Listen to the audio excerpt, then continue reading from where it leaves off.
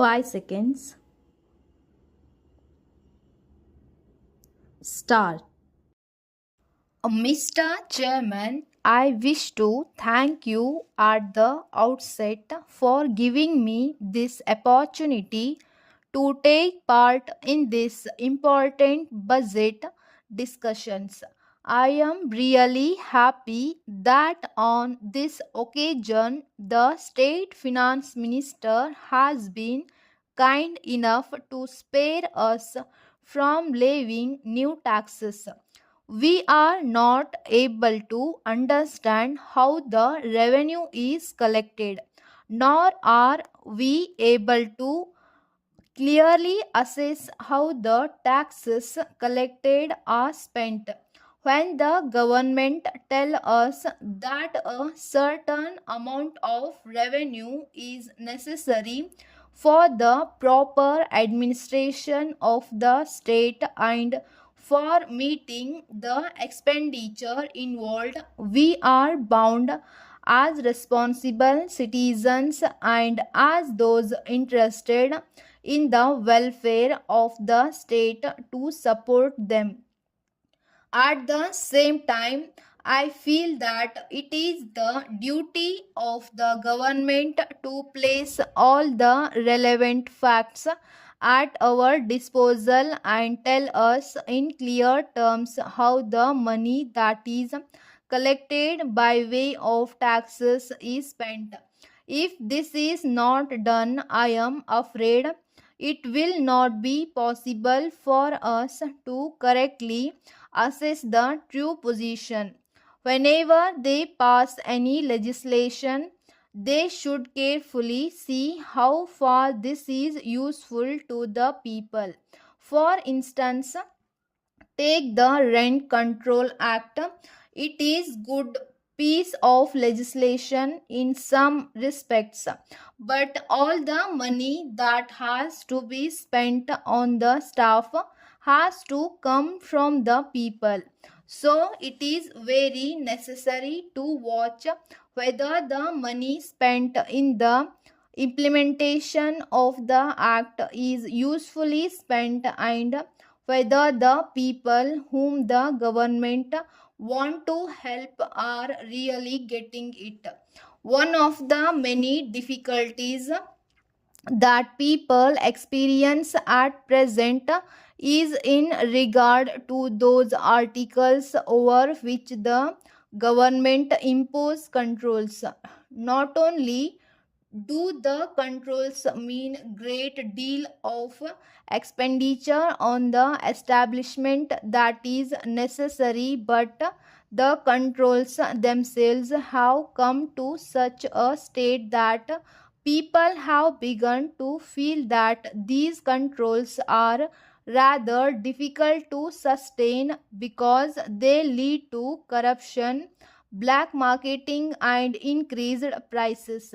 As long as control on a particular commodity exists, it becomes difficult to obtain it in the market.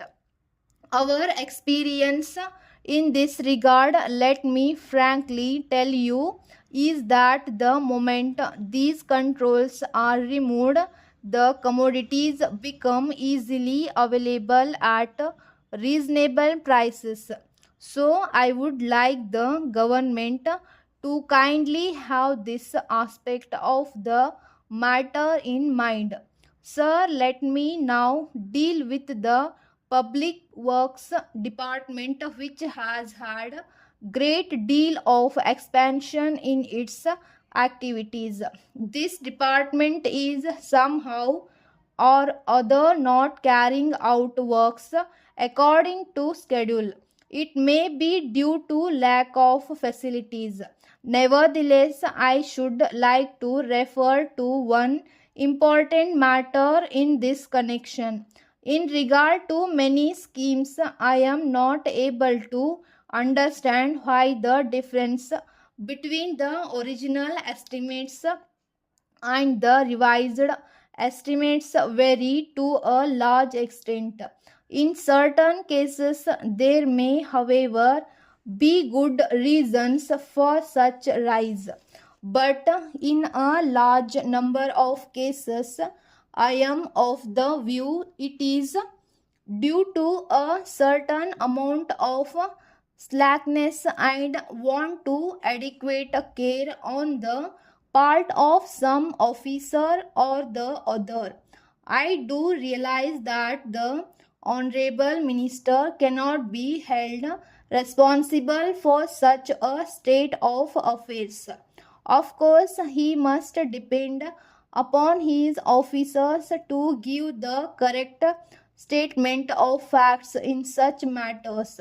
In any case, I wish to invite his attention to this fact so that he may set right his department in such a way such lapses may not occur in future. I should now like to say a few words about rural welfare and the various steps that should be taken by the government in this respect. One of the important schemes to be undertaken for rural upliftment is the provision of proper housing. The houses to be constructed in villages should be such as to provide minimum basic facilities like sanitation and other comforts. It will go a long way in tackling this delicate problem. Let me now conclude by saying that if I have made some strong criticisms, it is only because of the hope that these will be taken note of in the right spirit by the government. Dear sirs, please refer to our letter of 10th instant informing you about the new arrivals of textiles and asking you to place your orders. We have not received any reply so far from you. As stated in our letter, we have reduced the prices of a number of items of textiles. It is possible that you will have doubts about the quality of our goods now offered to you because the prices when compared to those offered by others are very low. In this connection, we would like to assure you that the quality of goods will under all circumstances be as good as ever. The reason as to why we are able to dispose of our stocks at these rates is that a short time ago we made purchases of a large quantity of textiles of many varieties on a most favorable term. Since there will be a heavy demand for textiles during this part of the year and you are one of the large buyers of our goods, we thought we should offer these goods to you at reduced rates. Accordingly, we sent our letter along with the samples and the price list. You will notice that the prices are much lower than those so far paid by you, but we assure you again that the quality of goods now offered is equal to the best available in the market. We are quite sure you are now convinced about our statement and you will place your order immediately. We wish to inform you that this is the first time we are in a position to sell first class quality goods at these low prices. When our stocks are over, it is unlikely that we will be able to repeat our offer.